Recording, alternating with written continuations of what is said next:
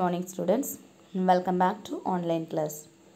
Today we are going to discuss the continuation of propagation of errors. Third one, error in the product of two quantities. Let delta A and delta B be the absolute errors in the two quantities A and B respectively. Consider the product Z is equal to A into B. Z is equal to what? A into B.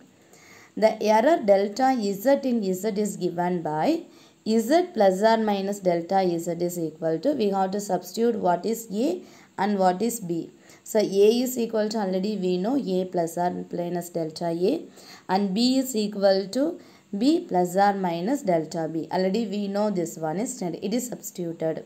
So it gives Z plus or minus delta Z is equal to A plus or minus delta A into B plus or minus delta B.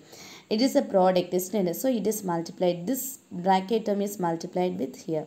So A is multiplied with B plus or minus delta B. It gives AB, A into B, AB plus or minus A into delta B.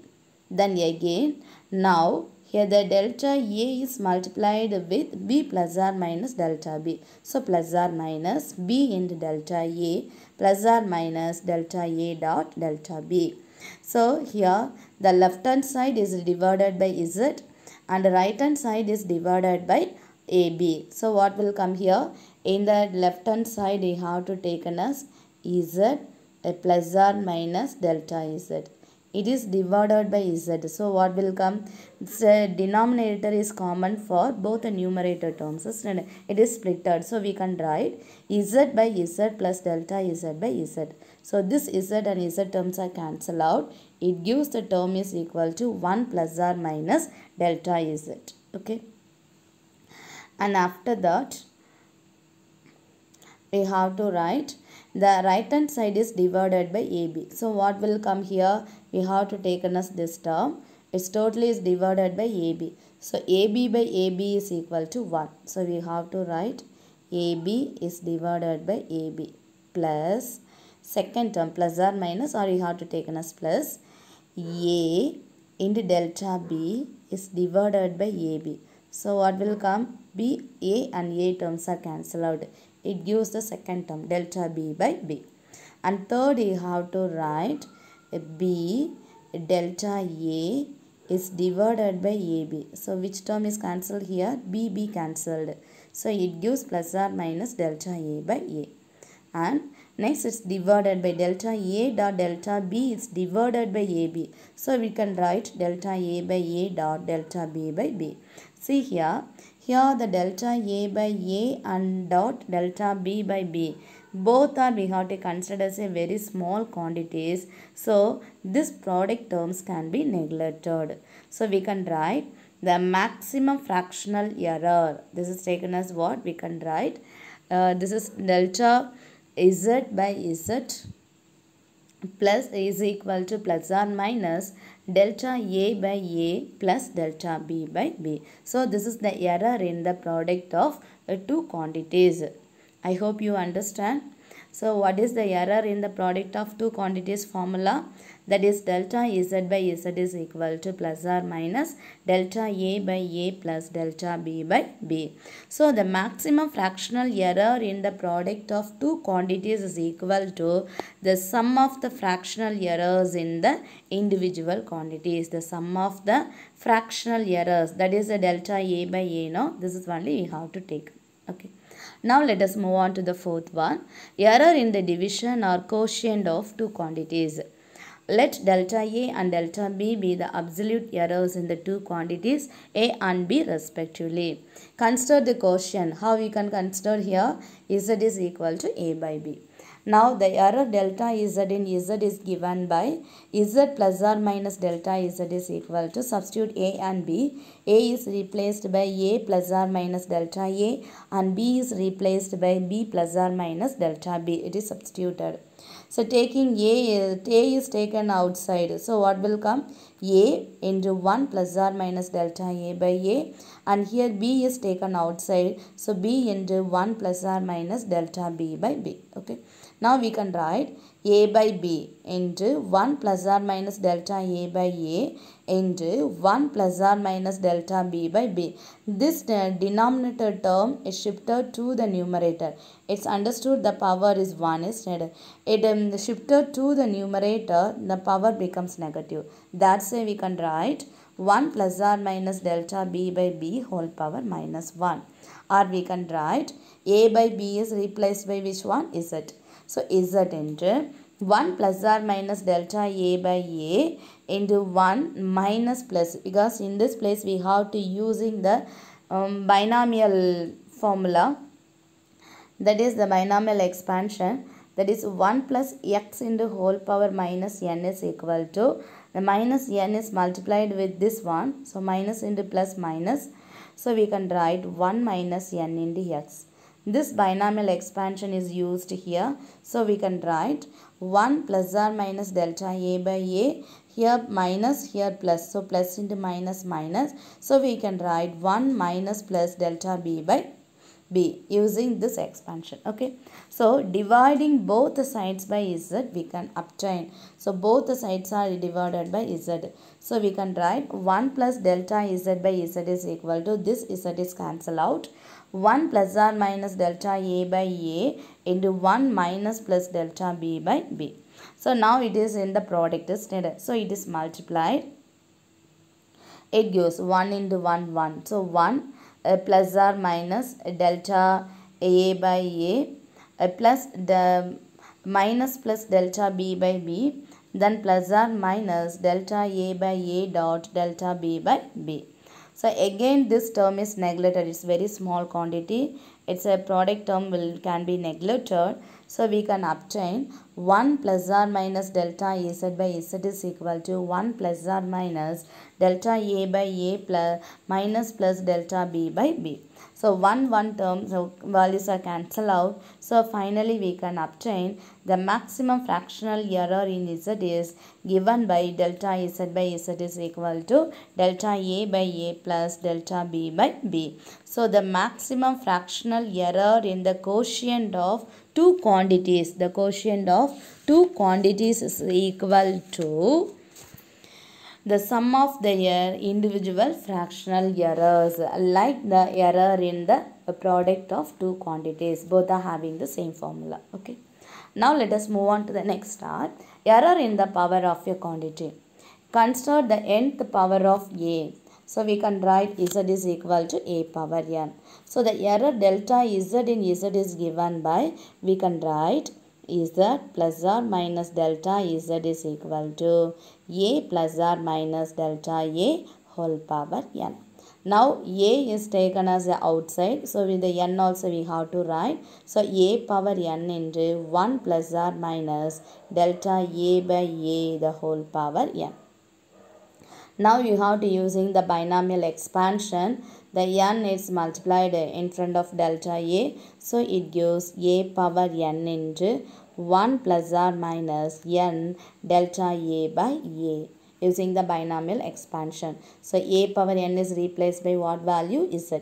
So we can obtain z into 1 plus or minus n into delta a by a is equal to z plus or minus delta z. So if divided by z on both sides, it gives 1 plus or minus delta z by z is equal to 1 plus or minus n into delta a by a. So this one and one terms cancel out. Finally we can obtain delta z is equal to what formula? Delta z is equal to n into delta a by a. So the fractional error in the nth power of a quantity is n times the fractional error in that quantity. So this is the definition of what? The fractional error, that is the errors in the power of a quantity. I hope you understand, ma. Okay. Now let us move on to a definition and rules of significant figures. So what do you mean by significant figures? The number of meaningful digits in a measured or a calculated quantity. This is only is called as what? Significant figures. So what do you mean by significant figure? The number of meaningful digits in a measured or calculated quantity. Suppose we ask 3 students to measure the length of a stick using meter scale.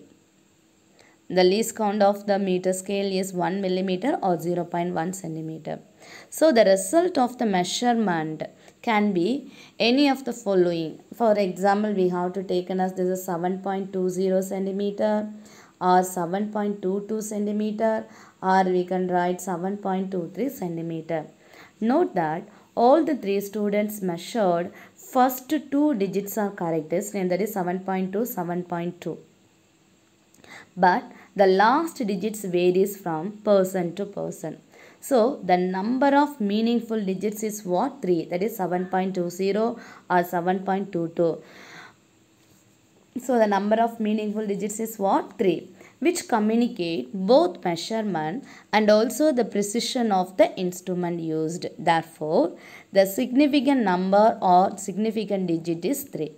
So the significant digit is defined as the number of meaningful digits which contain numbers that are known reliably and the first uncertain number. For example, we have to take as the number that is 121.23. So the meaningful digits in a number is that is 121.23, totally 5. Significant figure for the digit is 5. Now the significant figure for the digit, for example, we have to consider as 1.2. So the significant figure is 2, like that we have to consider. Okay. Now let us move on to what are the rules for counting significant figures. The first rule is an important 3-mark questions. The first rules: all non-zero digits are significant. All non-zero digit except the 0 is 1, 2, 3 up to the numbers we have to take as significant. Example 1, 3, 4, 2. So you have to count each digit. So 1, 2, 3, 4. So it has 4 significant figures. And second rule: all zeros between 2 non-zero digits are significant. Here in between the non-zero digits 2 zeros are coming, is needed. 2008. So the 2 zeros are comes in between the 2 non-zero digit. So it has 4 significant figures. So the 0 also meaningful, is needed. All zeros to the right of a non-zero digit, but to the left of the decimal point are significant. So see the number here 3070. After that it's given what? One dot is coming. So the decimal point is coming. So here all the zeros to the right of a non-zero digit, but the left of the decimal point are significant. So here also we can write what? It has 5 significant figures. And for the number without a decimal point, using the same example 30,700. After that one decimal point is coming, and that's a dot is coming. So you have to consider the zeros also significant. The number without a decimal point, the terminal or the trailing zeros are not significant.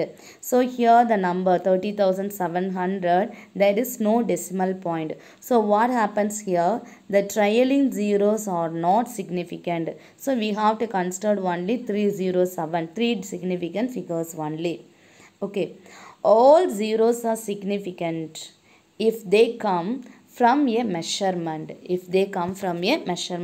Suppose any decimal point is not there, but the number it comes with a unit of a measurement. Here it is given 30,700 meter. So in this place the zeros are significant. Do you understand? So here after the zeros, here we have to put one decimal point. The zeros also is considered as a significant figures. Suppose there is no decimal point, the trailing zeros are not significant. Suppose the zeros are significant, they come from say measurement. So after the values we have to write any one of the unit, the zeros also is considered as a significant figures. So it has 5 significant figures. And next one, if the number is less than 1, the zeros on the right of the decimal point, the zeros of the right of the decimal point, we have to take the example is what? 0.00345. So we know the number is less than 1, and the zeros on the right of the decimal point, but left of the first non-zero digit are not significant. So here we have to take as what? The right of the decimal point and left of the first non-zero digit. 3 only the non-zero digit. So before these 3 zeros are considered as a non-significant. So these 3 digits are not significant. So 0.00345, it has 3 significant figures. It has 3 significant figures. Let us see the sixth rule. All zeros to the right of a decimal point and the right of the non-zero digit are significant. All the zeros of right of a decimal point and the right of the non-zero digit are significant. So we have to write that is 40.00. So after the decimal point we are having the zeros. This zero is considered as a significant figure. So it consists of 4 significant figures. And for example, we have to consider 0.0030400. After the non-digit, the zeros also is considered as a significant figure. Then 7th rule. The number of significant figures does not depend on the system of units used.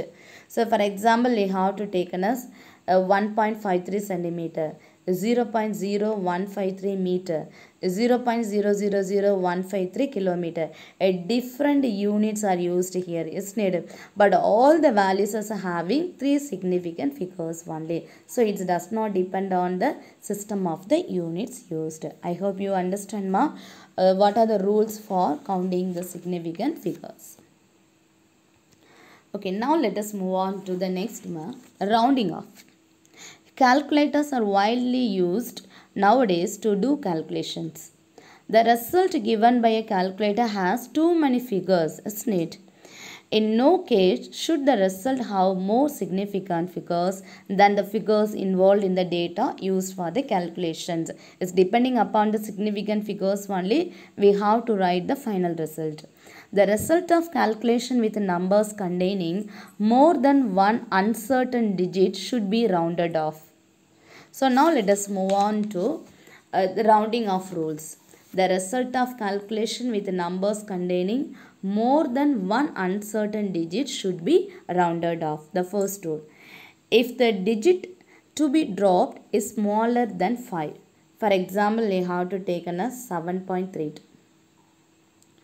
So the digit to be dropped is smaller than 5. Then the preceding digit should be left unchanged. So let us consider 7.32. So this is the number we have to consider.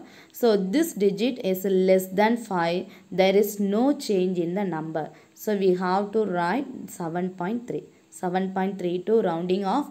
Afterwards we can write 7.3 only. 7.32 is rounded off to 7.3.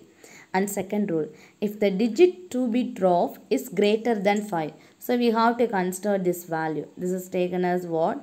17.26. Okay. So this is we have to consider as the last digit. So the digit to be dropped is greater than 5. So see here 6. This number is greater than 5. Then the preceding digit should be increased by 1. So what you have to do? The 1 is raised in the preceding digit. So you have to write the answer is 17.3. I hope you understand. The preceding digit should be increased by 1. And third rule.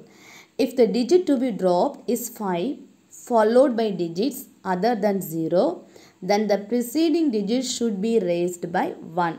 For example, we have to write 7.352. 7.352. So this number we have to take as what? If the digit to be dropped, which one we have to use? There's a 5 we have to use here. So the 5 followed by the digits other than the 0, then the preceding digit should be raised by 1. So we have to raise 1 or add increases by 1. So we can write, this is the answer is 7.4. If the digit to be dropped is 5 or 5 followed by zeros, then the preceding digit is not changed if it is even. For example, we have to take as 8.250. 8.250. So the number is equal to 5. Its dropped is 5 or 5 is followed by zeros. Then the preceding digit is not changed. So we have to write here, we have to rounding off to, it gives the answer is equal to 8.2. Okay. Suppose the digit to be dropped is 5 or followed by zeros.